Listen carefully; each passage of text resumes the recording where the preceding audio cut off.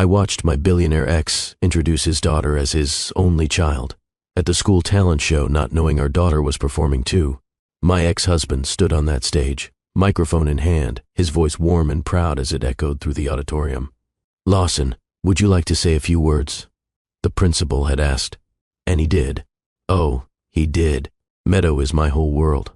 Everything I build, every company I grow, every investment I make, it's all for her future. Being her father is the greatest privilege of my life. She's my one and only child. My one and only child. I sat in the back row, hands trembling, watching 300 people applaud this beautiful declaration of fatherly love. And backstage, behind the velvet curtain he couldn't see, our daughter waited for her turn to perform. Ruby, 11 years old, his eyes, his smile, his daughter, the one he didn't know existed. Ruby Castellano, piano performance, number 14. That's what the program said. I had about 20 minutes before my world detonated. 20 minutes before Lawson Fletcher, billionaire tech entrepreneur, saw his own face staring back at him from a stage he'd funded. 20 minutes before the secret I'd kept for 11 years shattered into 1,000 irreparable pieces. But let me take you back. Let me tell you how we got here, to this moment, to this impossible collision of past and present, of truth and lies, of the daughter he knew and the daughter he didn't. Have you ever made a choice so big, so irreversible, that it carved a canyon through your entire life? Have you ever loved someone enough to disappear? Have you ever watched your child ask about a father who doesn't know she exists? I have. And tonight, in this prep school auditorium that smelled like floor polish and nervous energy, everything I'd built, every careful lie, every protective silence was about to crumble. If you've ever kept a secret that could destroy everything, if you have ever had to choose between truth and protection, stay with me. Because what happened after that talent show, after my billionaire ex discovered the daughter I'd hidden from him, after our two worlds crashed together, it changed 5 lives forever. And I still don't know if I made the right choice, but I'm getting ahead of myself. Let me start at the beginning, the real beginning. Not 11 years ago when I made my choice, but tonight, in the spring of 2024, at Westridge Preparatory's annual talent showcase, where 2 half-sisters were about to perform on the same stage, where one father was about to have his perfect life imploded, and where I was about to face the man I'd loved and left, the man I'd erased from our daughter's life. The auditorium was packed. Parents clutched programs, phones already positioned to record their children's 15 seconds of glory. Some held bouquets. Others had cameras with lenses that probably cost more than my monthly rent. This was Westridge Prep, after all, Portland's most elite private school. The kind of place where the parent pickup line looked like a luxury car dealership. I didn't belong here. My 15-year-old Honda Civic in the parking lot was proof of that. But Ruby had earned her spot. Full academic scholarship, gifted program, top of her class in literally everything she touched. My brilliant, talented, beautiful girl who practiced piano until her fingers ached, who dreamed of being a concert pianist. Or a marine biologist, she couldn't decide which, who asked about her father with increasing frequency as she got older. Where does he live, Mom? Why can't I meet him? Does he know about me? Would he love me if he knew me? I'd lied, over and over, gentle lies, protective lies. He lives far away, sweetheart. He would love you if he knew you, baby. It's complicated, honey, but the truth? The truth was sitting in the 3rd row with his copper-haired girlfriend and the daughter he actually claimed. Mom, can you see okay from here? Ruby's voice pulled me from my spiraling thoughts. She stood in the aisle, beautiful in the navy dress we'd found at a consignment shop last week. We'd spent an hour trying on dresses, looking for something performance-worthy that wouldn't destroy my budget. The one we chose was perfect, simple, elegant, appropriate. It made her look older than 11. But I'd seen the dress Meadow wore when she arrived. Custom-made, clearly. The kind of costume that spoke of private lessons and professional choreographers, and the kind of money I'd never have. Perfect view, sweetheart, I said, forcing brightness into my voice that I absolutely didn't feel. Are you nervous? Terrified, Ruby admitted. She slid into the seat beside me, and I could feel her trembling slightly. There are so many people here, Mom. What if I forget the notes? What if my hands shake? What if I mess up? I took her cold fingers in mine, held them tight. Then you'll remember that you've practiced Claire de Lune 1,000 times. That it's in your bones now. That it's part of you. I squeezed her hand. "And that even if you play a wrong note, even if you play 100 wrong notes, I will still be the proudest person in this entire room." She leaned her head against my shoulder for just a moment, a rare gesture from my increasingly independent, almost teenager. "I wish Dad could be here," she whispered. The words were a knife between my ribs. Sharp, precise, devastating. "I know, baby," I managed. "I know." But here was the thing Ruby didn't know, couldn't know, would never in a million years guess. Her father was here. I'd seen Lawson Fletcher arrive 20 minutes ago. He was impossible to miss, even in a crowd of Portland's wealthy elite. 12 years had been remarkably kind to him. The lanky graduate student I'd fallen for at 23, the one who lived on ramen and big dreams, had been replaced by a man who commanded space, broader shoulders, expensive suit that probably cost more than I made in a month, the easy confidence of someone who'd conquered every goal he'd ever set, who'd built an empire from code and ambition. Portland Business Journal had just named him one of the Pacific Northwest's most influential tech entrepreneurs under 40. I knew because I'd Googled him. In weak moments, late at night when Ruby was asleep, I'd search his name and torture myself with the life he'd built, the life I'd walked away from, the life I'd decided Ruby couldn't be part of. He hadn't come alone tonight. Fiona Laurent held his arm as they walked in. I recognized her immediately from the society pages, from Instagram, from the background of Lawson's rare social media posts. Daughter of the Laurent Hotel dynasty, philanthropist, board member of half a dozen arts organizations, beautiful in that effortless way of people who'd never worried about money, who'd never chosen between groceries and music lessons, who'd never shopped consignment stores for performance dresses. And beside them, holding Lawson's other hand, was Meadow, 9 years old. Lawson's eyes, Fiona's delicate features, the daughter he showed to the world, the daughter he posted about, bragged about, adored publicly. I'd tortured myself with their social media, watched this other daughter grow up in the life I denied Ruby. Birthday parties with ponies, vacations in Tuscany, dance recitals at professional theaters, first day of school photos at elite private academies, Halloween costumes that were clearly professional quality, Christmas mornings with presents stacked higher than the designer tree. Everything I couldn't give Ruby, everything Ruby deserved and would never have. "Ruby, you should head backstage soon," I said gently. "They'll be starting in about 15 minutes. You'll want to get settled, do your breathing exercises, remember?" She nodded, stood, smoothed her consignment dress. She looked at me with those dark eyes. Lawson's eyes. "Do I look okay, Mom?" "You look absolutely beautiful," I said. And I meant it. She was beautiful, stunning, perfect. "And you're going to be amazing up there. I believe in you completely." She squeezed my hand one more time, then disappeared through the side door that led to the performer's waiting area. I watched her go, my heart already aching for what was coming, because I knew something she didn't. I knew that in about 40 to 5 minutes, our entire world was going to shift on its axis. I knew that the moment Lawson saw Ruby's face under those stage lights, the moment he registered the features that mirrored his own, the genetic roadmap that declared louder than any paternity test that she was his, everything would change. I just didn't know how. The lights dimmed. The crowd settled. Principal Morrison, a distinguished man in his 60s with silver hair and the practiced smile of someone who'd spent decades managing wealthy parents, stepped to the microphone. "Welcome, families, to Westridge Preparatory's annual Spring Talent Showcase." His voice boomed through the sound system. "We have an incredible evening of performances planned. Before we begin, however, I'd like to acknowledge a very special guest in our audience tonight." My stomach dropped. "No. Please no. Many of you know Lawson Fletcher, whose extraordinarily generous donation funded our new performing arts wing. The wing that houses the theater we're sitting in right now, the practice rooms where our students hone their craft, the instruments that make this program possible. Mr. Fletcher, would you please stand?" I watched from my back row vantage point as Lawson rose from his third row seat. That easy smile, the comfortable wave to the crowd. Fiona beamed up at him with unmistakable pride. Meadow clapped enthusiastically beside her mother, clearly used to seeing her father recognized and celebrated. The audience applauded, enthusiastic, grateful. This was a man who'd written a check that transformed their children's education. "Mr. Fletcher has been an absolute champion of arts education," Principal Morrison continued. "As a father himself, He understands the transformative power of creative expression. Lawson, would you like to say a few words?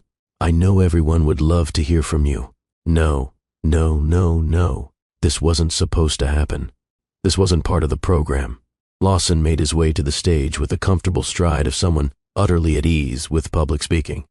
He'd given TED Talks, keynote addresses at tech conferences, investment pitches to rooms full of venture capitalists. This was nothing to him. He took the microphone from Principal Morrison. Thank you. I'm truly honored to support Westridge's incredible arts program. His voice was rich, warm, the same voice I'd once known intimately. The voice that had whispered promises in the dark, that had told me he loved me, that had said children would derail everything he was working toward.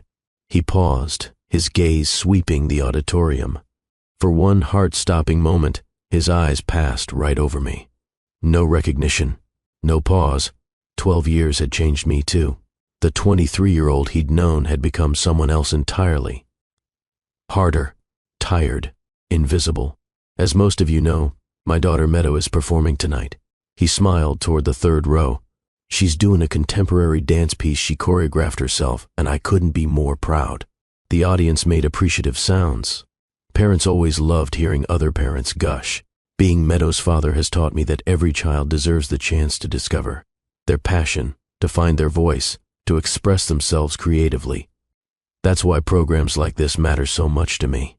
That's why I believe in investing in arts education. He was good at this. The inspirational speech, the connection between personal experience and philanthropic values. I could see parents nodding, some wiping their eyes. And then he said it. The words that would echo in my head for weeks, months, maybe years. Meadow is my whole world. Everything I build, every company I grow, every investment I make, it's all for her future. Being her father is the greatest privilege of my life. He paused, looked directly at Meadow. His face softened in a way I remembered, in a way that made my chest constrict. She's my one and only child, and watching her pursue her dreams reminds me every single day what truly matters. Not wealth, not success, not accolades, but love, family, being present for the people who matter most. The applause was thunderous, deafening. Parents stood. Some whistled. This was the kind of touching moment people came to these events for. Lawson returned to his seat, pressed a kiss to Meadow's forehead. Fiona's hand found his. They looked like a goddamn commercial for the perfect family. The beautiful couple, the talented daughter, the complete, unbroken unit. And somewhere backstage, my daughter, our daughter, the child he'd just publicly erased, prepared to perform on the piano his donation had purchased. I couldn't breathe. The auditorium walls pressed in, crushing my lungs. My vision tunneled.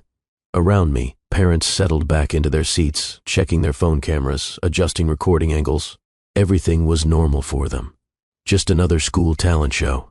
Just another proud father giving a touching speech. But my world had just fractured. My one and only child. Not the daughter I'm raising. Not the child I know about. Not the child who lives with me.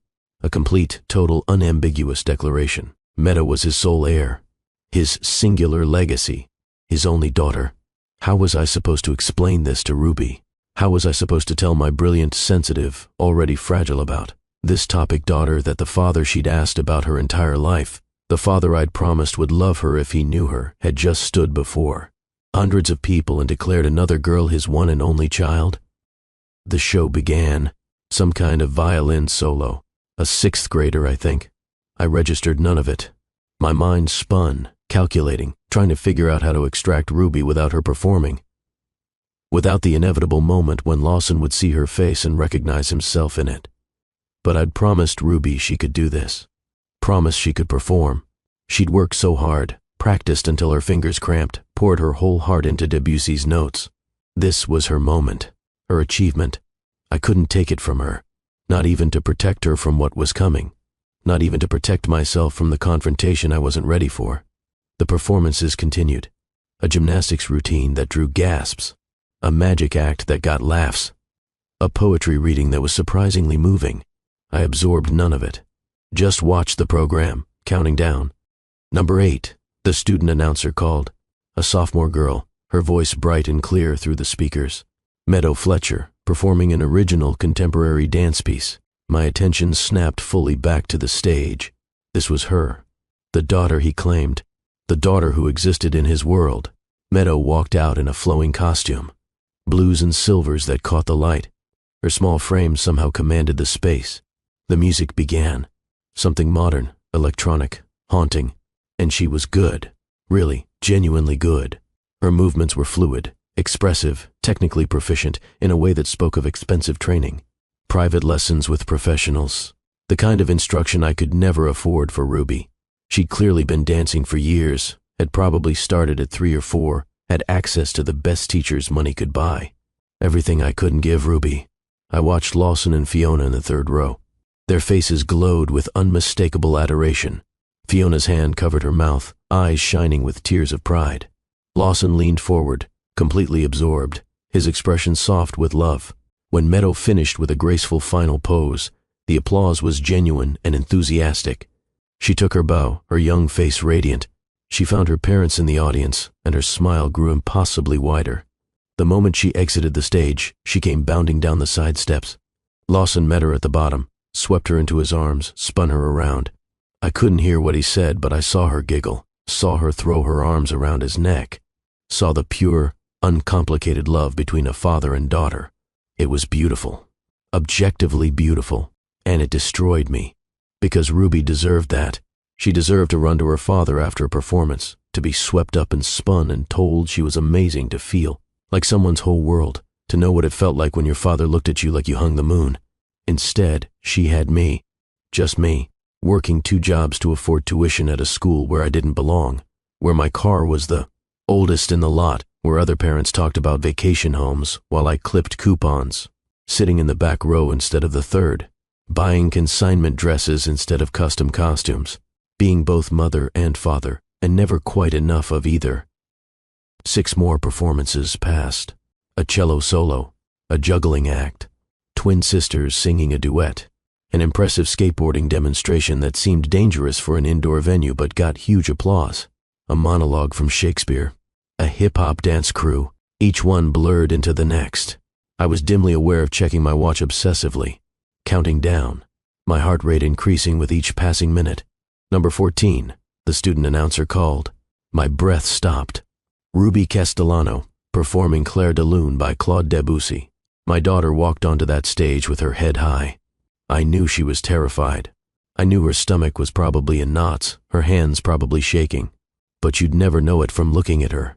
She held herself with dignity, with grace, with the quiet confidence I'd tried so hard to instill in her despite everything. She sat at the beautiful grand piano, the one Lawson's donation had purchased. The irony wasn't lost on me. She positioned her hands over the keys, took a breath I could see even from the back row, and then she began to play. I'd heard this piece 1,000 times, 1,000 times, in our cramped apartment with the piano we'd bought used on Craigslist. The one I'd sacrificed for, the one that took up most of our tiny living room, during practice sessions that stretched long into the evening after homework was done, during her lessons with Mrs. Chen, the retired concert pianist who charged us a fraction of her normal rate because she believed in Ruby's talent. But tonight, under the stage lights, with 300 people holding their collective breath, Ruby played like she was channeling something divine. The notes floated through the auditorium, delicate and haunting and absolutely heartbreakingly perfect. Each phrase shaped with maturity beyond her years, each dynamic shift executed with precision. Each moment of the piece lived, not just performed. She didn't miss a single note. Her hands didn't shake. She was magnificent, transcendent, the kind of talented that couldn't be bought, only born with and nurtured and loved into blooming. Tears streamed down my face. Pride and anguish twisted together until I couldn't tell where one ended and the other began. That was my daughter, my baby, the girl I'd raised alone, the girl who was brilliant and kind and talented and everything good in this world. And then I made the mistake of looking at Lawson. He'd gone completely still.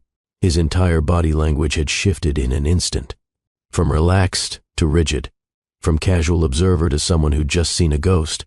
He was staring at Ruby with an expression I couldn't quite read. Confusion, recognition, something deeper, something primal stirring beneath the surface. Fiona leaned toward him, whispered something. He didn't respond. didn't even seem to hear her. His eyes were locked on Ruby, on her profile as she played, on the way the light caught her features. The piece continued. Ruby's hands moved across the keys with the grace of someone who'd been playing her whole life. Because she had. This was her passion, her love, her escape. When Ruby played piano, the world made sense. When Ruby played piano, she was free. The final notes hung in the air, delicate, perfect, fading into silence. For a moment, no one moved. The audience seemed to hold its collective breath. Then the applause erupted, loud, genuine, enthusiastic. Ruby's performance had been one of the night's clear standouts. People weren't just clapping politely, they were actually moved. Ruby stood, took her bow, her face flushed with accomplishment, with the rush of having done something difficult and done it well. She allowed herself a small smile, and as she turned to exit the stage, as she shifted her angle, the overhead lights caught her face just right. I watched Lawson's expression as recognition hit him like a physical blow. The dark eyes, his eyes, the determined set of her jaw, the way she tucked her hair behind her ear as she walked, a gesture I'd seen him make 10,000 times. The shape of her face when she smiled at the applause. The genetic markers that declared, louder than words ever could, "This is your child." He saw it. All of it.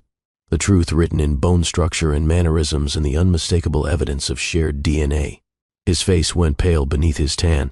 I saw him mouth something, maybe "oh my God," maybe "no," maybe something else entirely. Fiona said something sharp, her expression shifting from confusion to concern. Lawson stood abruptly, causing the people in the row in front of him to turn around with irritated looks. He didn't notice, didn't care. He was already moving, already pushing past Fiona's grabbing hand, already heading for the side aisle, toward the door that led backstage. Oh God, oh God, oh God, oh God. My body moved on pure instinct.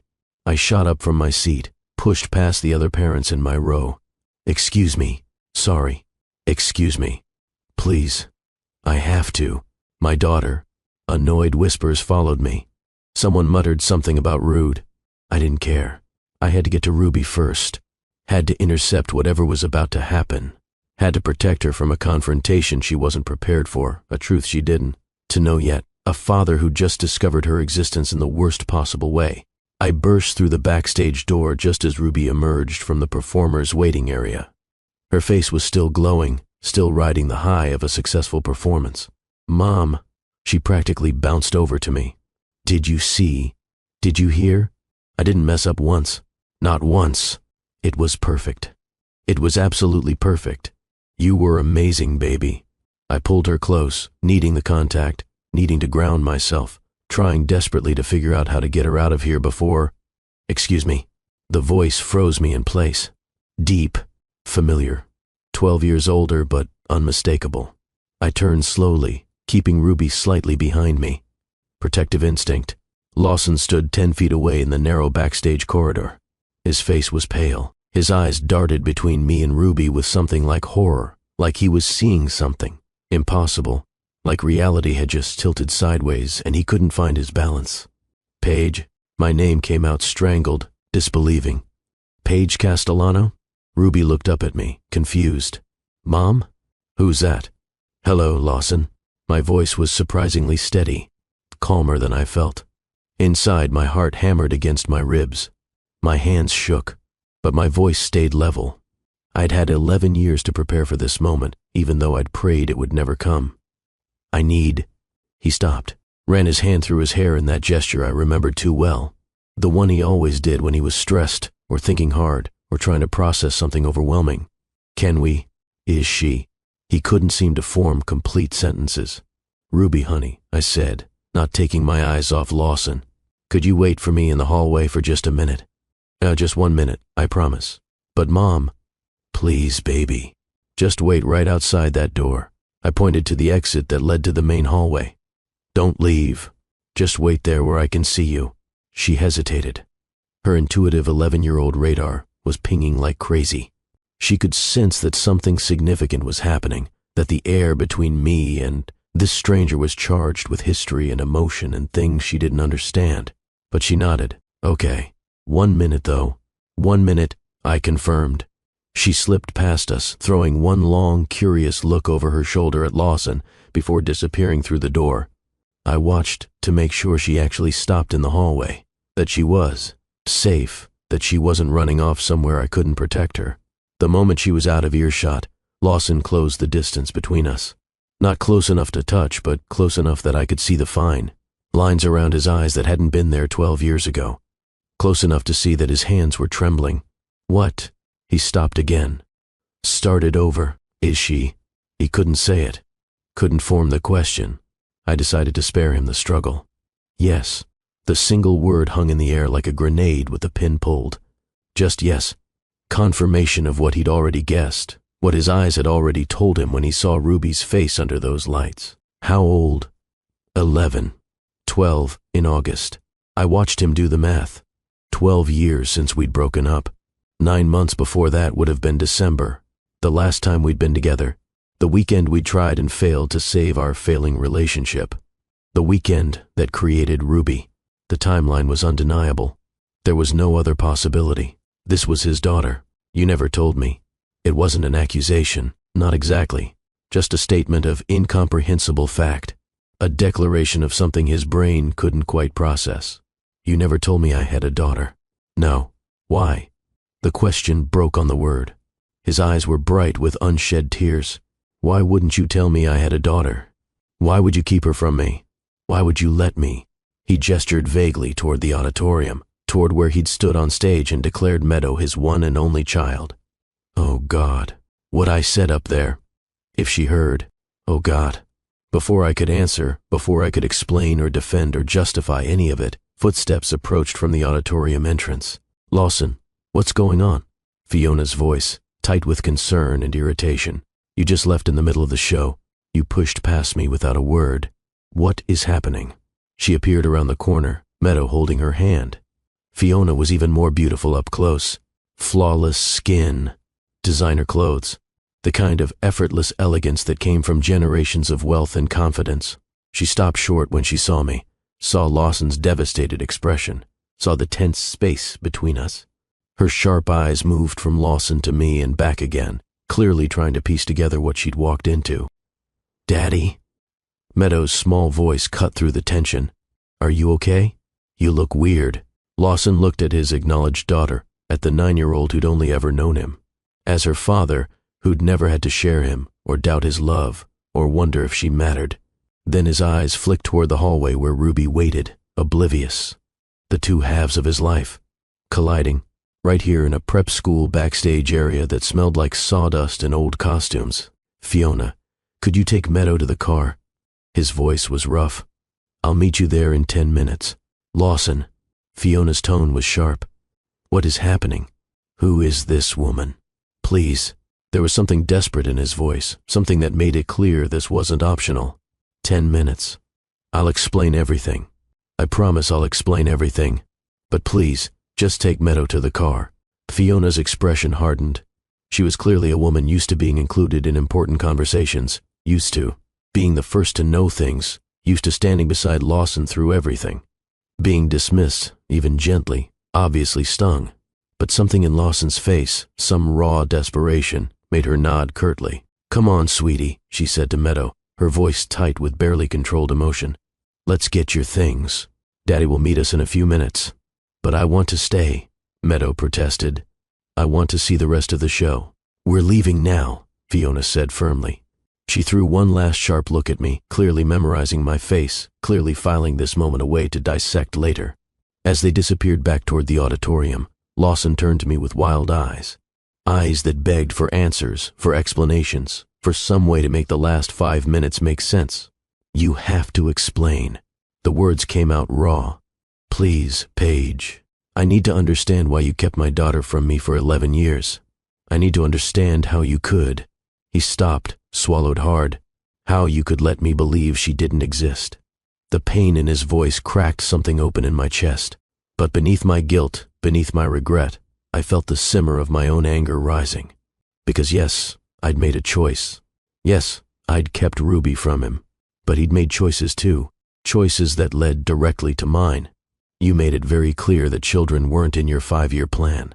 My voice was low but sharp, each word deliberate. That you needed to build your company first. That a family would, and I quote, "derail everything you were working toward." Those were your exact words, Lawson. Derail everything. That was a conversation about timing. No, I cut him off. It was a conversation about priorities, about what mattered to you. And I knew exactly where I ranked. I crossed my arms, a defensive barrier. When I found out I was pregnant 2 weeks after we broke up, I had a choice. Tell you and watch you resent the child that destroyed your dreams. Watch you blame her for ruining your plans. Watch you choose your company over her every single day. Or handle it myself. You should have told me anyway. His voice rose slightly. You should have let me make my own choice. You didn't have the right to. Like you gave Ruby the choice to exist in your world tonight. The words came out harder than I intended, sharp as broken glass. You stood on that stage and called Meadow your one and only child. Your only child, Lawson. Do you have any idea what that would have done to Ruby if she'd understood? If she'd known that the man playing proud father to one daughter had just publicly erased another? The color drained from his face. I didn't know. How could I know when you never? That's the point. I stepped closer, my voice dropping to a fierce whisper. You didn't know because I didn't tell you. And I didn't tell you because you'd made it crystal clear that a child would be an inconvenience, a derailment, a problem to be solved or avoided. I never said. You didn't have to say it explicitly. I could hear the tremor in my voice now, 11 years of justified and unjustified anger bleeding through. Your actions said it loud enough. You chose your company over our relationship. You chose 18-hour days over date nights. You chose investor meetings over my birthday. You chose everything else over us. Every single time. So when I found out I was pregnant, when I sat in that clinic bathroom staring at 2 pink lines, I made a choice. Maybe it was wrong. Maybe I should have told you and let the chips fall. But I did what I thought was protecting everyone. Protecting Ruby from a father who'd resent her. Protecting you from the burden you didn't want. Protecting myself from watching you choose your dreams over our daughter every single day. The silence between us was heavy with accusations and ancient wounds, with 12 years of separation and secrets and the weight of impossible choices. She asks about me? Lawson's voice was barely audible, rough with emotion. The question caught me completely off guard. Of all the things I'd expected him to say, that wasn't one of them. All the time, I heard myself answer honestly. She asks about you all the time. What do you tell her? That you live far away, that you'd love her if you knew her, that your absence isn't her fault. My throat tightened with unshed tears. I've spent 11 years protecting her from the truth, that I made a choice that kept her from you, that you made choices that made me believe keeping her from you was the kindest option. Lawson's eyes were bright with tears now. One spilled over, tracked down his cheek. He didn't wipe it away. What's she like? He asked. And something in his voice had changed. The defensiveness had dropped away. Now there was just genuine hunger to know, desperate need to understand what he'd missed. The question disarmed me. I'd expected anger, demands, maybe threats of lawyers and custody and revenge. Not this raw, vulnerable wanting to know his daughter. She's extraordinary, I said softly. And once I started, I couldn't stop. Top of her class in everything. Literally everything. Math, science, literature, history. She wants to be a concert pianist or a marine biologist. She changes her mind about twice a week. She reads 3 grade levels above her age. Has perfect pitch. Cries at animal shelter commercials. A small, wet laugh escaped me at that last part. She's kind almost to a fault. Last year, she donated all her birthday money to her best friend Emma, whose father lost his job. She volunteers at the library, reading to kids every Saturday. She makes me leave extra big tips at restaurants because she worries about the servers. She's everything good about both of us and none of the broken parts. Lawson was openly crying now, silent tears streaming down his face that he made no attempt to hide or stop. I want to know her, he said. Please, Paige. Please. I want to be part of her life. His voice cracked. I want to be her father. And Fiona? I asked quietly. Meadow? Where do they fit in this scenario? You're building a life with them. Fiona and I. He stopped. Our relationship is complicated. Don't you dare. My anger flared again. Don't you dare blow up your relationship and then blame it on us. Ruby doesn't need that guilt. She doesn't need to be the reason your life fell apart. I'm not. I'm just saying that discovering Ruby exists has forced me to confront some truths I've been avoiding. He met my eyes directly. About what I really want from my life. About whether I'm building something real with Fiona or just something that looks good from the outside. About whether Meadow and I are a family or just... He trailed off. That's not my problem to solve, I said firmly. That's between you and Fiona. I know. He ran his hand through his hair again. I know. I'm just asking for a chance to know my daughter. I'll handle Fiona. I'll handle the complications. I'll figure out how to explain this to Meadow. But please, Paige, don't keep Ruby from me out of anger at my mistakes. The vulnerability in his voice reminded me painfully of the man I'd fallen for at 23, before the success had consumed him, before the company had become his entire identity, before ambition had eclipsed everything else. This was the Lawson I'd loved. Uncertain, real, human. We take it slow, I said finally. Very slow. She doesn't know who you are yet. She doesn't know you're here. We'll start with you as someone Mom used to know who wants to get to know her. If, and only if, she's comfortable, we can tell her the truth eventually. How long is eventually? However long it takes for me to trust that you won't disappear when fatherhood gets inconvenient. I held his gaze. Or when it conflicts with your other family. Or when board meetings run late. Or when it's hard. He flinched but nodded. Okay, your rules. Whatever rules you want. I'll follow them. Just please don't shut me out completely. Before either of us could say more, Ruby appeared in the doorway. She'd clearly gotten tired of waiting. Mom? Her voice was uncertain. Are we leaving soon? Everyone else is gone already. I looked at my daughter, then at Lawson, whose face had transformed at the sight of her up close. The naked longing in his expression was painful to witness, like a man seeing water after years in the desert, like someone discovering something precious they didn't know they'd lost. Yes, baby, I said gently. We're leaving now. I held out my hand. Ruby took it, tucked herself against my side. Safe, protected.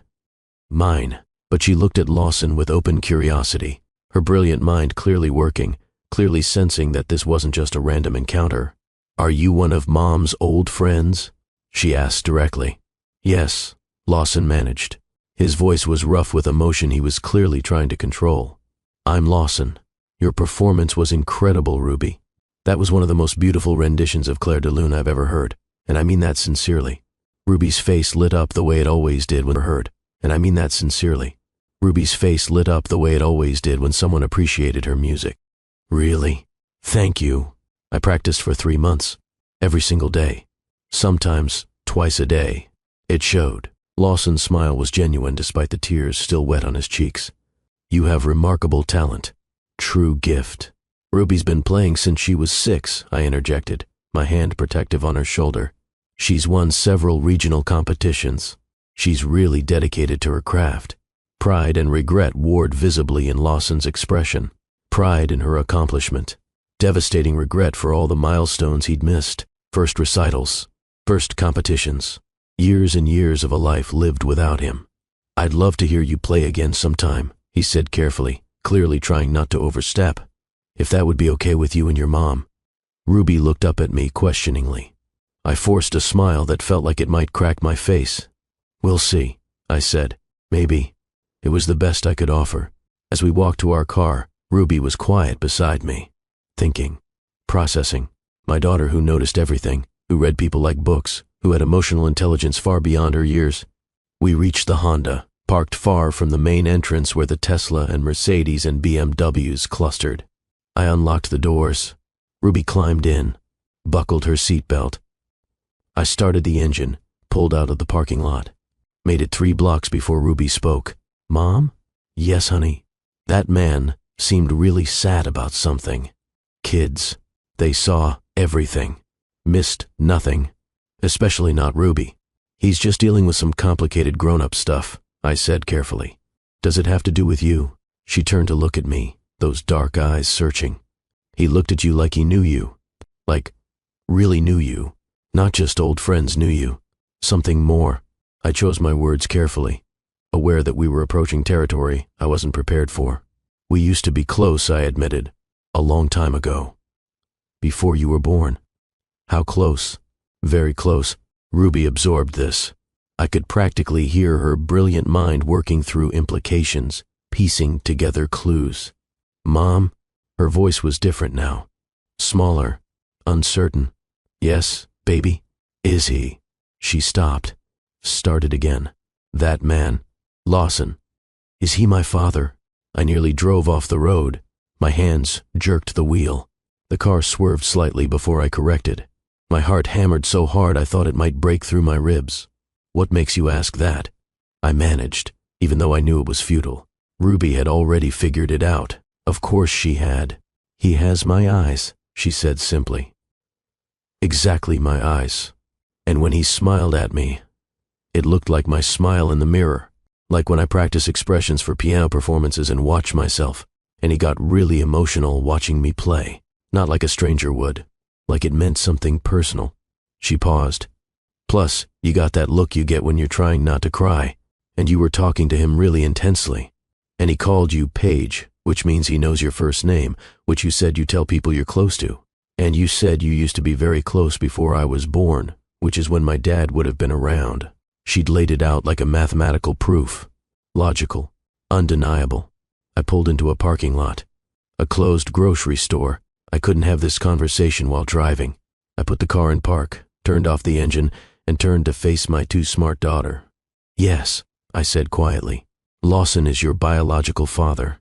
She was quiet for a long moment. Processing. I watched emotions flicker across her face. Shock, confusion, hurt, anger, something that might have been hope. The man who introduced that other girl as his only child, she finally said. Oh God, she'd been paying attention to that. Of course she had. Yes, I admitted. So, I have a sister I didn't know about. Half-sister, I clarified. Her name is Meadow. She's 9. Another long silence. Does he know about me? Ruby asked. Her voice was very small now. Very young. Or am I a secret? He didn't know until tonight, I said. When he saw you perform, when the lights hit your face a certain way, he recognized you. He saw the resemblance. So for my whole life, he's had another daughter and didn't know about me. It wasn't a question, just a statement of painful fact. Yes, why didn't you tell him? This was it. The moment I dreaded for 11 years. The moment my daughter would ask me to justify the choice that had shaped her entire life, that had given her existence its particular shape and limitations and losses. Because when I found out I was pregnant, your father and I weren't together anymore, I said slowly. We'd broken up. And before we broke up, he'd made it very clear that he wasn't ready for children. That his career, his company, was the most important thing to him. That having a family would derail all his plans. I took her hand. I made a choice to raise you on my own because I was afraid that if I told him, you'd grow up feeling like a burden, like you'd ruined his life, like he resented your existence. I thought I was protecting you. Were you protecting me? Ruby asked.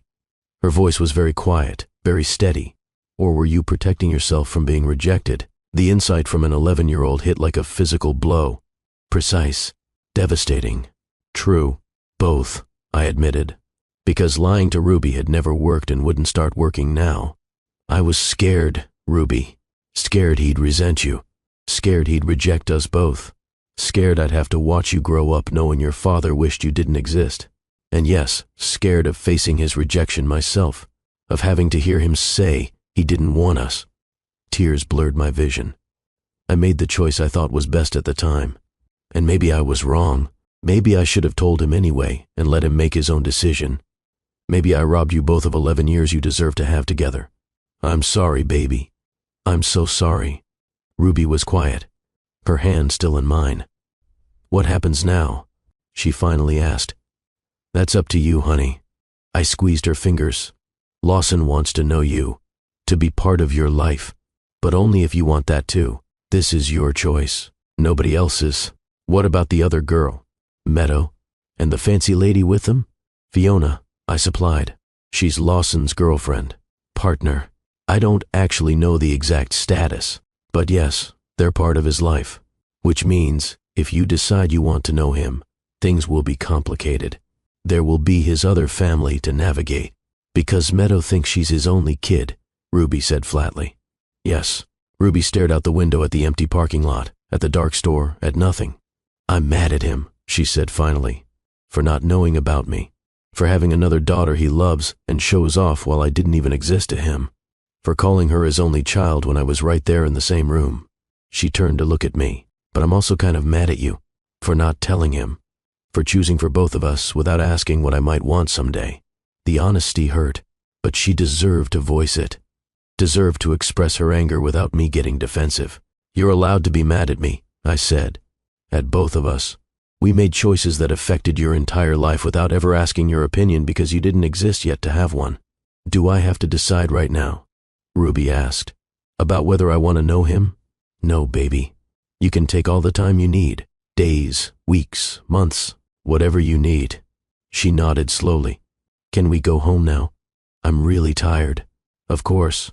I started the car, drove home through Portland's rainy streets. Ruby was silent beside me, lost in thought, processing a truth that had rewritten her understanding of her own life in the span of 20 minutes. That night, after Ruby had gone to bed, after I'd checked on her 3 times and found her, staring at the ceiling each time, after I'd finally retreated to my own room, my phone rang. Unknown number, but I knew who it was. I stared at the screen for 3 rings before answering. "Hello, is she okay?" Lawson's voice was hoarse, wrecked. "Ruby, is she okay after everything tonight?" "She's processing." I kept my voice low, even though Ruby's door was closed. "She's confused and angry and hurt." "At me?" "At both of us, actually." I settled back against my headboard. "She's a smart kid, Lawson. Smart enough to understand that her existence isn't your fault or mine. Life happens, but the choices we made about telling her, about how she'd find out, about what we each prioritized, those were on us." Silence on the other end. I heard him breathing, heard what might have been crying. "Fiona knows," he said finally. "How'd that conversation go?" A bitter laugh. "About as well as you'd expect. She's devastated. Furious. Wants to know how I could have a child I didn't know about, whether there are other secret children out there, whether I ever actually loved her or if she was just filling a convenient role." "Were you?" I couldn't help asking. "Was she just convenient?" More silence. Longer this time. "I don't know anymore," he admitted. "I thought what we had was real. I thought we were building towards something. Marriage, probably. Combining our lives, our resources. It made sense on paper. But tonight, seeing Ruby, seeing you, everything feels uncertain now. Don't do this, Lawson." My voice was sharp. "Do what?" "Don't make this about us, about what we might have had 12 years ago. Don't romanticize the past or imagine some alternate timeline. This is about Ruby. Only Ruby. Nothing else matters." "I know." A shaky breath. "You're right. I'm trying to process that I have a daughter I never knew about, that I missed 11 years. First steps, first words, first everything. And I can't get that back." "No," I said quietly. "You can't. Can I see her?" The question came out desperate. "Please, just for coffee or a walk in the park or anything. I need her to know I'm not trying to hide from this, that I want to know her." "I'll ask her," I said. "But Lawson, if she says no—" "I'll respect it," he interrupted. "I promise. I'll respect whatever she needs." We sat in silence for a moment, the phone line crackling slightly between us. "She really asks about me?" he said. All the time, I confirmed, especially as she's gotten older. Where you are, why you don't visit, whether you know about her, whether you'd love her if you did. What do you tell her? I told her you live far away, that you'd love her if you knew her, that none of this is her fault. You were kinder to me in her imagination than I probably deserved. I wasn't doing it for you, I said. I was doing it for her, so she wouldn't grow up thinking her father didn't want her, even if I thought that might be true. Paige, my name in his voice, after all these years, it did something to my chest, something I didn't want to examine. I have to go, I said abruptly. It's late. I'll talk to Ruby tomorrow and let you know. Okay, thank you. He stopped. For raising her, for doing it alone, for making her into someone extraordinary. I didn't know what to say to that, so I said nothing. Good night, Lawson. Good night, Paige. I ended the call, sat in the darkness of my bedroom, And for the first time in 11 years, I let myself really cry about the choice I'd made, about what Ruby had lost because of it, about what Lawson had lost, about what I'd lost too. Tomorrow would bring new complications, but tonight, I just let myself grieve for all of it. The morning after the talent show, I woke up to find Ruby already awake. She was sitting at our small kitchen table, a notebook open in front of her, writing something with intense concentration. "Morning, baby," I said, moving to start the coffee maker. "Did you sleep okay?" "Not really," she admitted without looking up. I kept thinking about everything. I poured myself coffee, sat down across from her. "What are you writing?" She looked up then, and I saw the determination in her face. "Questions," she said, "for Lawson. If I'm going to meet him, I want to be prepared. I don't want to get emotional and forget what I need to know." My heart squeezed. "So, you've decided you want to meet him?" Ruby nodded slowly. "I'm still mad. At both of you. But I think I need to hear his side. I need to ask him things. And if I don't do it now, I'll always wonder." "Okay," I said. "I'll call him and set something up. Somewhere public. Somewhere you feel safe." "The bookstore," Ruby said immediately. "Henderson's. With the cafe. I feel safe there." Henderson's it was, an independent bookstore in Northeast Portland, the kind of place with worn wooden floors and the smell of old paper and a cafe that served overpriced lattes. Ruby had been going there since she was little. We'd spent countless Saturday afternoons there, her reading in the children's section while I graded papers or worked on my laptop. I texted Lawson, "Ruby wants to meet. Henderson's Bookstore Cafe. Tomorrow at 2. Come alone." His response was immediate. "Thank you. I'll be there. Thank you so much." The next day, we arrived 15 minutes early. Ruby wanted to scope out the location, choose exactly where she wanted to sit. She picked a booth in the back corner where she could see the entrance but felt protected by the high backs of the seats. She had her notebook, 3 pages of questions written in her careful handwriting. She'd numbered them, organized them by category. My methodical daughter, approaching this like a research project. Lawson arrived at exactly 2 o'clock. I saw him through the bookstore windows, pacing outside for a moment before coming in. He looked like he hadn't slept, rumpled, anxious, more human than I'd seen him in years. He spotted us and walked over slowly, like he was approaching something fragile that might shatter if he moved too fast. "Hi, Ruby," he said softly. "Hi," Ruby replied. Her voice was steady, but I saw her hands tighten on her notebook. "Thank you for agreeing to meet me." Lawson looked at me briefly, then back to Ruby. "I know this is all very confusing and probably scary." "It's weird," Ruby corrected, "but I have questions. I'll answer anything you want to know." Lawson slid into the booth across from us. "Anything at all. I promise I'll be honest." Ruby opened her notebook. She'd marked the first page with a pink sticky note that said Question 1. "Did you ever want kids?" she asked directly. Lawson didn't flinch from the question. "When I was younger, yes. I always thought I'd have a family someday. I liked the idea of it. But when your mom and I were together, I was completely focused on building my company. I thought kids could wait, that I had plenty of time, that I'd get to it eventually, after I'd established myself professionally. But you had Meadow only a year after you and Mom broke up," Ruby said. She was watching him carefully. "So it wasn't really about timing, was it? You just didn't want kids with my mom." The brutal honesty of children. Lawson looked like she'd punched him in the stomach. First he stopped, started over. "I don't know how to answer that in a way that's fair to everyone involved." "Just tell the truth," Ruby said. "I'm 11. I can handle the truth better than I can handle lies." Lawson took a breath. "Your mom and I broke up because we wanted different things from life. I wanted to focus entirely on work. 80, 90-hour weeks. No boundaries between my professional life and personal life. Your mother wanted a partner who was present, who prioritized our relationship, who came home for dinner, who remembered anniversaries." He met Ruby's eyes directly. "We weren't compatible anymore. The breakup was painful but necessary. And if I'd known about you, everything would have been different. I'm not saying I would have been a great father at 24. I probably would have made a lot of mistakes, but I would have tried. I would have wanted to know you.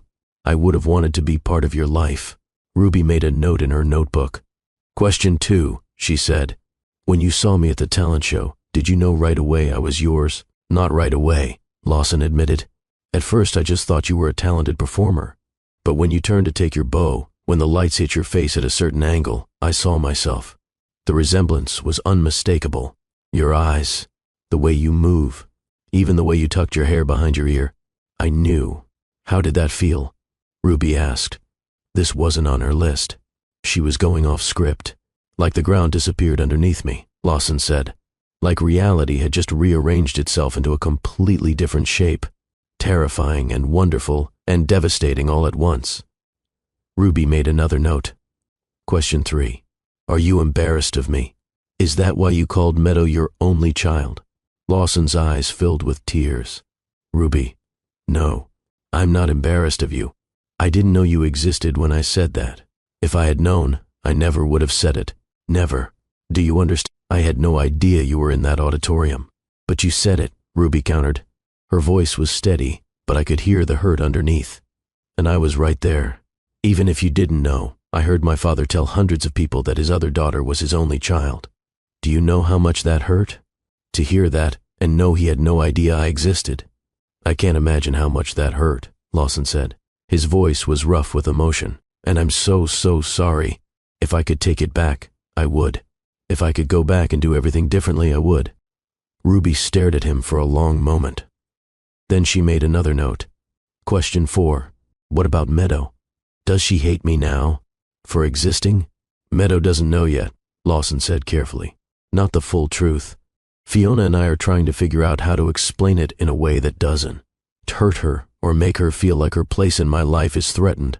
She's going to hate me, Ruby said matter-of-factly. I would hate me if I were her.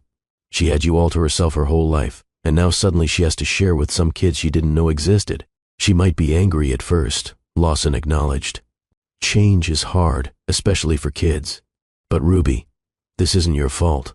You didn't ask to be kept secret. You didn't ask for any of this. And if Meadow directs anger at you, that's something I'll have to help her work through. That's my job as her father. And yours, if you'll let me. Question 5. Ruby's voice was quieter now. What happens now? Do I have to come live with you sometimes? Do I have to pretend to be a family with you and Fiona and Meadow? No, Lawson said firmly. Nothing happens that you're not ready for. This goes at your pace, not mine, not anyone else's. If you want to see me once a month for coffee, we do that. If you want weekly dinners, we do that. If you need space and time, we do that. You're in control here. Ruby studied him, her 11-year-old eyes far too knowing. What do you want? She asked. Honestly, Lawson's voice cracked slightly. I want to know everything about you. What you like, what you hate, what makes you laugh, what scares you. I want to come to your piano recitals, help you with homework, hear about your day, be your father in whatever way you'll allow.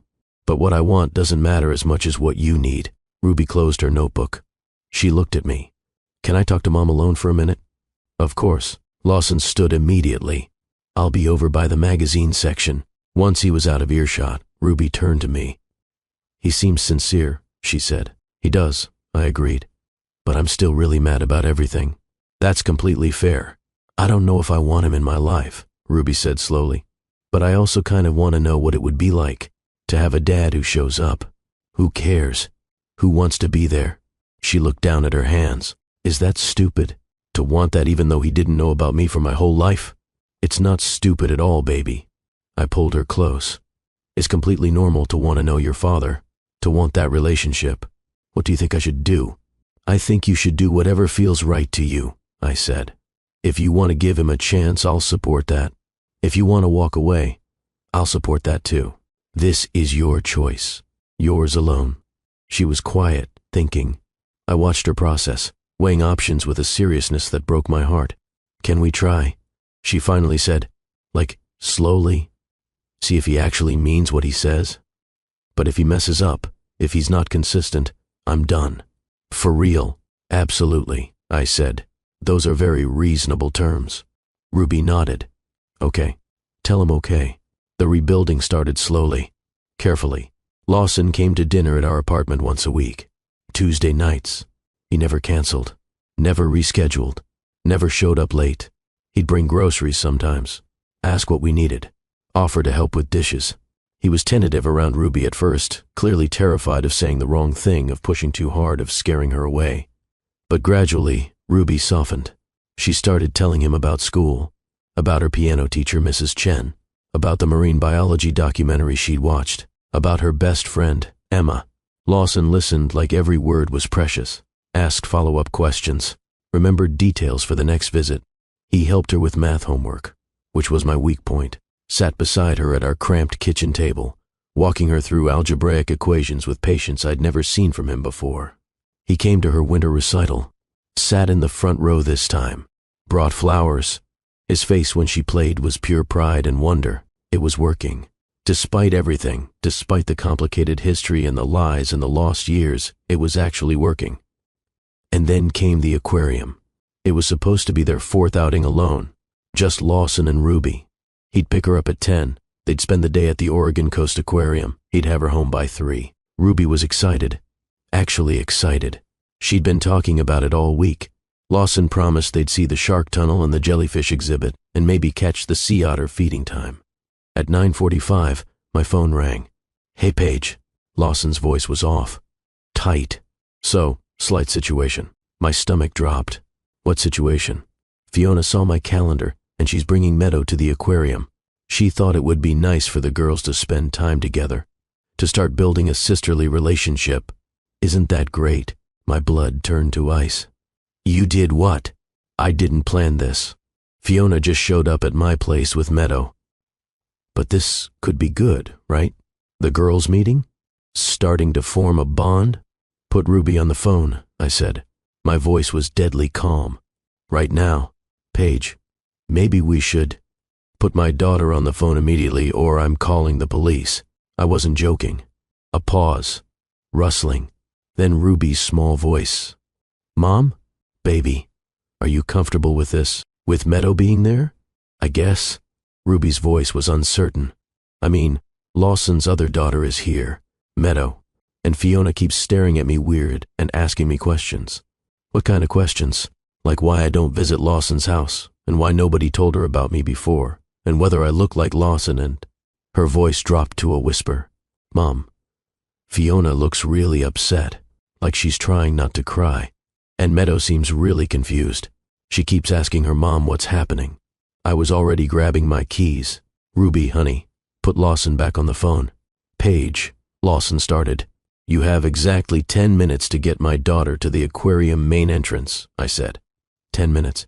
"Or I'm calling the police and reporting that you've taken my child without my permission into a situation I did not approve. Do you understand me? That's not fair." 9 minutes and 45 seconds.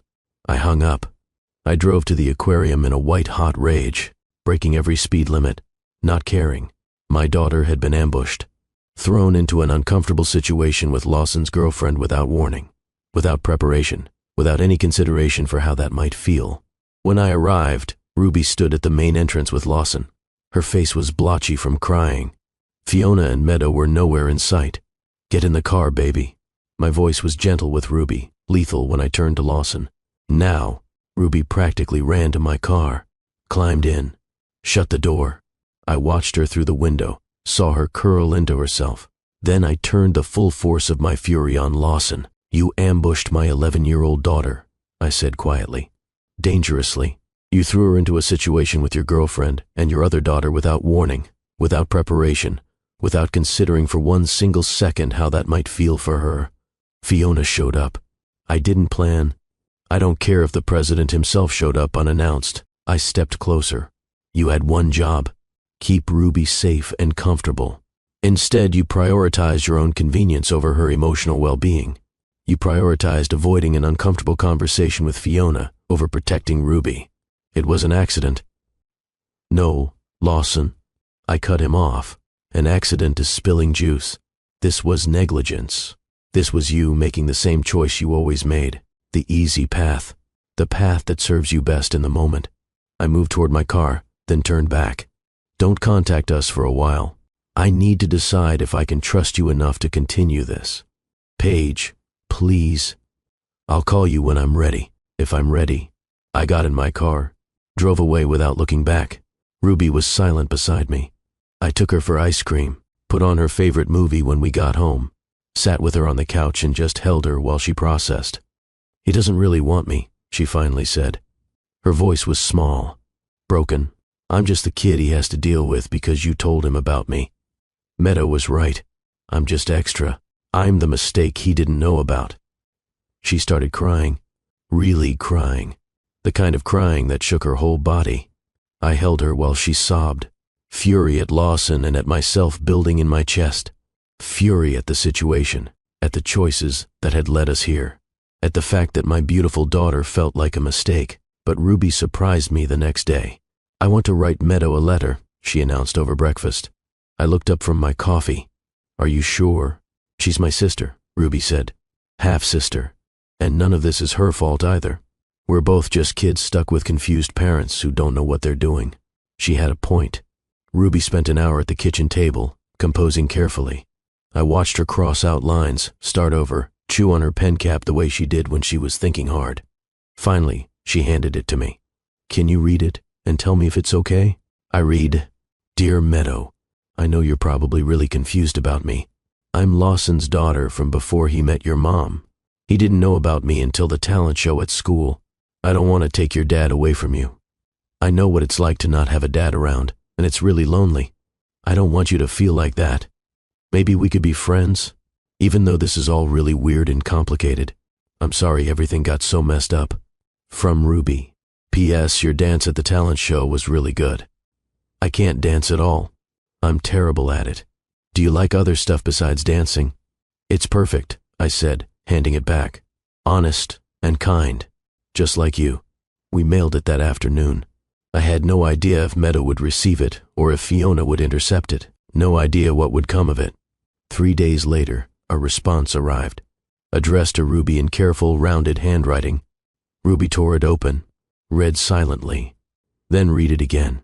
She doesn't hate me, Ruby said, wonder in her voice. She handed me the letter. Dear Ruby, my mom says you're my half-sister. I didn't know I had a sister. It's really weird. I'm not really mad at you, but I'm confused why Dad didn't tell me about you. Mom says he didn't know, but that seems impossible. How do you not know you have a kid?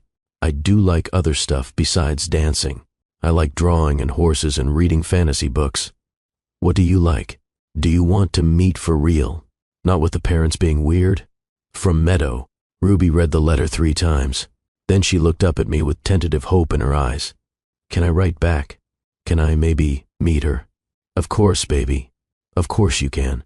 And so began a correspondence between 2 sisters, navigating the mess their parents had made, finding their way to each other despite everything. They exchanged 5 letters before they asked to meet. We arranged it carefully. A park, public, both mothers present, but at a distance. I watched Ruby and Meadow sit on a bench together, awkward at first, then gradually warming. Ruby showed Meadow something on her phone. Meadow laughed. They walked to the duck pond, threw pieces of bread Ruby had brought. Fiona stood beside me, both of us watching our daughters from 50 feet away. She looks like him, Fiona said quietly. Your daughter. The resemblance is striking. Yes, I said. I'm not angry at you, Fiona said. Or at her. This isn't your fault. It's just. She stopped. It's made me realize some things about my relationship with Lawson, about whether we were ever building something real or just something convenient. I know that feeling, I said. We stood in silence watching the girls, united by loving complicated men and raising daughters who deserved better than the situations we'd put them in. 2 months after the aquarium disaster, Lawson called again. I know you said not to contact you, he started, but I need you to hear something. Please, just 5 minutes. Against my better judgment, I agreed to meet him. Same cafe where Ruby had asked her questions. Full circle. He looked different when he walked in. Tired, but somehow lighter, less burdened. I ended things with Fiona, he said without preamble. I hadn't expected that. Oh, not because of Ruby, or not only because of Ruby. He ran his hand through his hair. She was the catalyst. But the truth is, Fiona and I were building something that looked good from the outside but was hollow inside. We stayed together because it made sense. Similar backgrounds, similar goals. Good for both our public images. He met my eyes, But there was no real foundation, no genuine intimacy. We were partners in building a life, but not in actually living one. Does that make sense? It does, I admitted. Ruby forced me to look at that, he continued. Forced me to confront what I actually want versus what I thought I should want. And I realized I'd been living my life like a business plan, optimizing for outcomes instead of actually experiencing anything. That's very introspective of you, I said. But Lawson, that's not my problem to solve. I know. He pulled out his phone, showed me something. I'm stepping down as CEO of my company, moving to chairman of the board. Fewer daily responsibilities, more flexibility, more time. I stared at him. You're stepping down? You're walking away from the company you built? Not walking away, just stepping back. He put his phone away. I spent 12 years building a company, Paige. I want to spend the next 12 building relationships with my daughters, both of them. I want to actually be present for their lives. Words are easy, I said. Actions are what matter. I know. That's why I'm asking for a chance to show you through actions. Let me prove I've changed. Please. I thought about Ruby, about the careful hope I'd seen growing in her eyes before the aquarium disaster, about the letters she and Meadow had been exchanging, about whether Lawson deserved another chance, or if I was being naive. One more chance, I said finally. But Lawson, if you hurt her again, if you flake, or prioritize something else or make her feel like she's not important, we're done. For real. Forever. I won't, he said. I promise you, I won't. The second attempt went better. Lawson showed up consistently. Tuesday dinners, never missed. Ruby's piano recitals, front row every time. Her science fair, cheering louder than anyone. When she got the flu, he brought soup and sat with her, reading aloud from her favorite books while I went to work. He was present. Actually, genuinely, consistently present. And I watched Ruby bloom under his attention. Watched her open up. Watched the careful walls she'd built start to come down. She started calling him Dad. Not all the time, but occasionally, casually, like it was no big deal, even though it was the biggest deal in the world. Hey Dad, can you help me with this math problem? Dad, did you see that article about bioluminescent jellyfish? Dad, Mrs. Chen says I should audition for the youth orchestra. Do you think I'm ready? Every time she said it, Lawson's face did this thing, like he was trying not to cry, like he couldn't quite believe he got to be called that.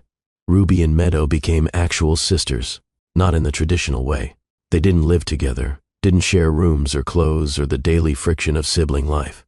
But they talked on the phone, video chatted, met up every other weekend. Meadow came to Ruby's piano recitals. Ruby went to Meadow's art shows. They were building something real, something that belonged to them, not to their parents' complicated history. And me? I watched Lawson transform, watched him show up day after day, week after week, month after month. Watched him choose Ruby over work calls, over meetings, over the things that used to consume him. One Tuesday, 6 months into the second attempt, Lawson stayed after dinner to help Ruby with a history project. They were sprawled on our living room floor, construction paper and markers everywhere, building some kind of diorama. I watched from the kitchen, pretending to clean up but actually just observing. The way Lawson listened when Ruby explained her vision for the project. The way he followed her lead, let her be in charge. The way he praised her creativity. This was who he'd become. Or maybe who he'd always been underneath the ambition and the drive. The man I'd fallen for at 23, before success had consumed him. And I realized, with a jolt that felt like touching a live wire, that I was falling for him again. Not the memory of who he'd been, but this version, humbled, present, transformed by loss and the commitment to do better. It terrified me. If you've made it this far in this story, if you're invested in whether Ruby and her father can truly heal, if you believe people can change, I need you to do something. Hit that like button. Share this with someone who needs to hear about second chances and forgiveness. Drop a comment and tell me, have you ever had to forgive someone who hurt you deeply? Have you ever watched someone genuinely transform? Because what happens next, the choice I had to make about whether to risk my heart again, it's going to surprise you. Don't go anywhere. It was Ruby's 12th birthday. Exactly 1 year after Lawson had missed her 11th.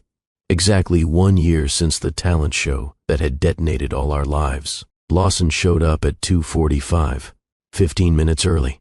He'd never been early to anything in his life when we were together, He carried a carefully wrapped present and a homemade cake on a platter. I baked it myself, he admitted sheepishly when he set it on our counter. It's probably terrible. I've never baked a cake before, but I wanted to try. It was indeed terrible, lopsided, slightly burnt on one edge. The frosting was uneven. The decorative piping looked like it had been done by someone having a seizure. It was the most beautiful cake I'd ever seen. Ruby loved it. She took one look at it and burst out laughing, but it was joyful laughter, not mocking. "You really made this yourself?" she asked. "YouTube tutorials in 3 attempts, Lawson confirmed. This was actually the best one. The party was small. Emma and 2 other friends from school. Meadow, of course. Fiona even stopped by briefly to drop off a gift, friendly and gracious in a way that suggested she'd found her own peace. After the guests left, after the cleanup, after Meadow had been picked up by Fiona, Ruby asked the question I'd been half expecting for weeks. "Are you guys getting back together?" I dropped the plate I was holding. It shattered on the kitchen floor. Lawson froze mid-fold of the tablecloth. "That's," I started. "Complicated, honey. Seems simple to me." Ruby leaned against the counter, watching us with those 2 knowing eyes. "You look at each other all googly now, and you smile more when he's around, Mom. And he's here like, all the time. Not just for Tuesday dinners anymore." She had a point. Lawson had been finding excuses to come by. Dropping off books he thought Ruby might like. Bringing coffee for me on Saturday mornings. Staying later and later after dinners to talk. "Well, Ruby," Lawson said slowly, "that would depend entirely on your mom." My heart stopped. "It would?" Lawson set down the tablecloth, looked at me directly. "I love your mother," he said. "Not to me. To Ruby." But his eyes never left mine. I never stopped loving her, even when I was too much of an idiot to realize it, even when I was prioritizing all the wrong things.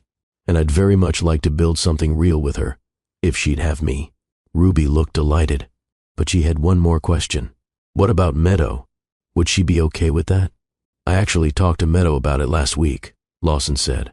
"She said, and I quote, 'Ruby's mom is way nicer than you deserve, Dad, but if she makes you happy and makes Ruby happy, then I guess it's okay.'" Despite everything, I laughed. That sounded exactly like Meadow. Ruby looked at me expectantly. "Well, Mom, what do you think? How did you explain 12 years of complicated history to a 12-year-old? How did you admit that despite the pain and betrayal and anger, you'd been falling in love all over again?" "Your father hurt me very badly once," I said carefully. "When we were young, and I'm scared it might happen again." Lawson stepped closer. "Then let me spend the rest of my life proving it won't. Let me show you every single day that I've learned what actually matters. That I'm not the man who chose ambition over love anymore. That I'm not the man who would miss his daughter's birthday or forget anniversaries or put work first." He took my hand. "I'm not asking you to marry me tonight. I'm not even asking you to officially call this dating. I'm just asking you to consider the possibility that maybe, just maybe, we could try again. Build something better than before. Something honest and present and real." I looked at this man, familiar yet transformed, broken down and rebuilt into something more genuine, more human. Then I looked at Ruby, who was practically vibrating with poorly contained excitement. "One condition," I said. "Anything," Lawson replied immediately. "We go slow. We do this right, with intention and care and communication. And if at any point this affects Ruby negatively, if it confuses her or hurts her or makes her feel unstable, we stop. She comes first. Always." "Agreed," Lawson said. "Completely agreed." "And Lawson?" I squeezed his hand. "If you hurt either of us again—" "I won't," he interrupted. "I promise you, I won't. I spent 12 years building companies and making money and achieving success. And none of it mattered. None of it made me happy. You two, this, what we're building together, this is what matters." Ruby made a sound that was half squeal, half laugh. "Does this mean we're going to be like a real family?" "We already are a real family," I said. "Just maybe a slightly different configuration than we were before." 6 months later, Lawson and I sat in a small restaurant. Intimate, candlelit, the kind of place that didn't take reservations unless you knew someone. "This is nice," I said, sipping wine that probably cost more than my weekly grocery budget. "What's the occasion?" "Can't a man take the mother of his daughters to dinner?" Lawson smiled at me across the table. Daughters, plural, I corrected. You have two now. Remember? How could I forget? Lawson laughed. Meadow texted me 17 times today about her riding competition next week. She's panicking about whether her horse is ready. And Ruby sent me 4 articles about marine biology programs at Monterey, complete, with a cost-benefit analysis of why she should go to summer camp there. Are you going to let her? Probably. She made a very compelling PowerPoint presentation, color-coded slides and everything. I laughed. That was my daughter. Thorough to a fault. We ordered food, talked about the girls, about Lawson's company, about my work, about everything and nothing. It felt easy, natural, like we'd been doing this for years instead of months. After dessert, Lawson reached across the table, took my hand. Paige, there's actually something I wanted to talk to you about. My stomach flipped. A good flip, but still. Okay? We've been doing this, dating, rebuilding, whatever we're calling it, for 6 months now. And every single day, I fall more in love with you, with the life we're building, with the family we're creating together. Lawson, I'm not rushing you, he continued. I just need you to know that this isn't temporary for me. This isn't some phase or rekindled nostalgia. You and Ruby and Meadow and the life we're building, you're everything to me. You're what I should have prioritized 12 years ago. He squeezed my hand. I know I can't get those years back. I know I missed too much. But I'm here now. Completely here. And I'm not going anywhere. Tears blurred my vision. You're sure? Because if you're going to change your mind, if work is going to consume you again, I've never been more sure of anything, he said firmly. I wasted 12 years not being with you. I don't want to waste another day. I love you, I whispered. I'm terrified, and we have so much complicated history, and we're going to have to navigate co-parenting and blended family dynamics and all of it. But I love you. It's not stupid, Lawson said, and we'll figure out the complicated parts together. All of it. As a team. He pulled something from his pocket. A small box. My heart stopped. I said I wasn't proposing tonight, and I'm not, he said quickly. But I wanted you to have this, as a promise, that I'm committed, that I'm in this, that when you're ready, whenever that is, I'll be here. He opened the box. Inside was a simple silver ring. Beautiful, understated, perfect. It's a promise ring, he explained, like we're teenagers. I know it's cheesy, but I wanted you to have something tangible, something that reminds you that I'm serious about us. I let him slip it onto my right hand. It fit perfectly. Thank you, I managed, for showing up, for changing, for proving that people can actually transform if they want it badly enough. Thank you for giving me the chance, Lawson said, for letting me know Ruby, for not shutting me out completely when you had every right to.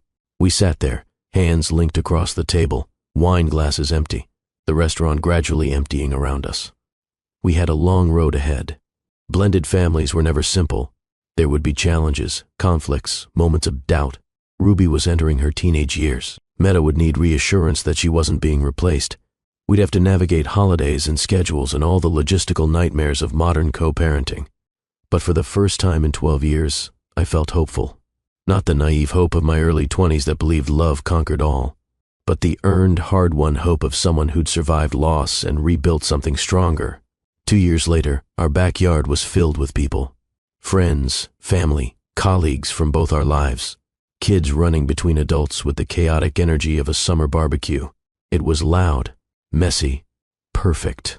Ruby, now 14, sat at the piano we'd moved onto the deck specifically for this party. She was playing for anyone who'd listen, and most people were listening. She'd been accepted to a prestigious summer music program at Juilliard and wouldn't stop talking about it. Her playing had gotten even better, more nuanced, more emotionally complex. Meadow, 12, was showing off her latest drawings to a cluster of relatives. She'd become quite the artist, selling pieces at local youth exhibitions. Her work hung in our hallway, mixed with Ruby's competition certificates and family photos.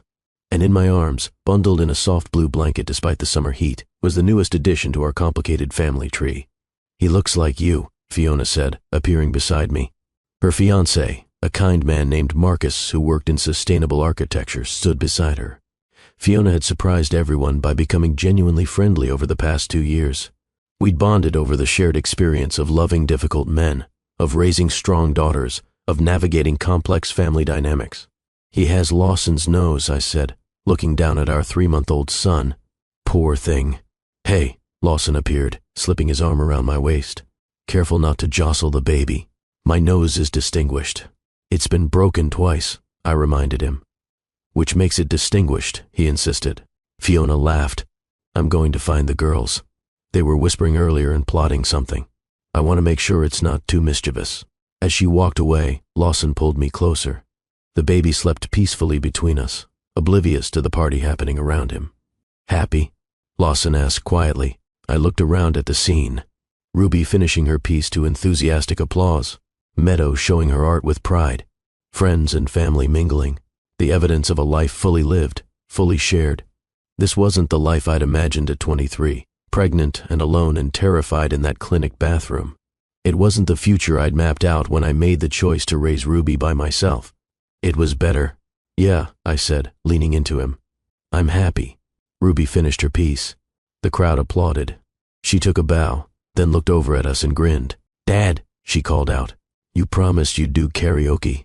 Don't think I forgot. Lawson groaned. I was really hoping she'd forget. Never going to happen, Meadow chimed in, appearing with a microphone and a mischievous smile that reminded me so much of Lawson. We already picked your song. No backing out. This is going to be terrible, Lawson muttered. But he was smiling as he handed me the baby and walked toward the makeshift karaoke stage the girls had set up. Both daughters flanking him like bodyguards, both of them laughing already at the song they'd chosen. I watched them. This family we'd accidentally created, then deliberately rebuilt. Not traditional, not simple, not without scars and complications, but real, genuine, built on the foundation of people who kept showing up even when it was hard. As Lawson absolutely butchered a Beatles song while both daughters laughed and clapped, while the baby slept in my arms, while friends and family cheered, I felt something settle in my chest. Peace, not the absence of challenges. We still had those. Ruby was entering high school. Meadow was navigating middle school. The baby would bring new complications. Lawson's company still demanded time. My work still required attention. Blended family dynamics still needed constant navigation. But we were doing it together. All of us. Messy and imperfect and wonderfully, beautifully real. I looked down at my son, at the ring on my left hand now, at the wedding band that matched the one on Lawson's finger. We'd gotten married 6 months ago. Small ceremony. Just family and close friends. Ruby and Meadow as co-maids of honor, bickering about dress colors and flower arrangements in the way real sisters did. This family wasn't built from ideal circumstances or perfect choices. We were built from people who made mistakes and apologized and tried again, who learned that love isn't about grand gestures or sweeping declarations. It's about showing up, consistently, even when it's inconvenient, even when it's hard. It's about choosing each other, day after day after day. It's about the small moments, Tuesday dinners, homework help, terrible homemade cakes, karaoke at backyard parties, holding hands across restaurant tables, saying I'm sorry and I'll do better and I love you. Ruby appeared beside me, flushed from laughing at her father's singing. You okay, Mom? I'm perfect, baby. She leaned her head on my shoulder, careful not to disturb her sleeping baby brother. This is pretty great, isn't it? All of us together like this? Yeah, I said. It really is. Even though it was complicated at first, even though it hurt and was messy and we all made mistakes, especially because of that, I said. The best things in life usually are complicated and messy, but if you're brave enough to work through it, to show up even when it's hard, you might discover something more beautiful than you ever imagined. Ruby was quiet for a moment. Then, is that what you tell someone going through something similar? Someone who had to make a hard choice about telling a truth that might change everything? I thought about the question, about the message this story carried. I tell them that there's no perfect answer, I said slowly. That whatever choice you make, there will be consequences and complications. But that sometimes the bravest thing you can do is give people the chance to rise to the occasion, to be better than you feared they'd be. I tell them that people can change if they want to badly enough, that second chances are real, that forgiveness is possible, even when the hurt runs deep. And I'd tell them that family isn't just biology, it's choice.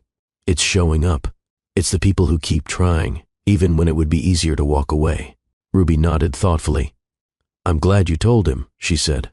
Eventually, even though it was scary. I'm glad I got to know Dad. And Meadow.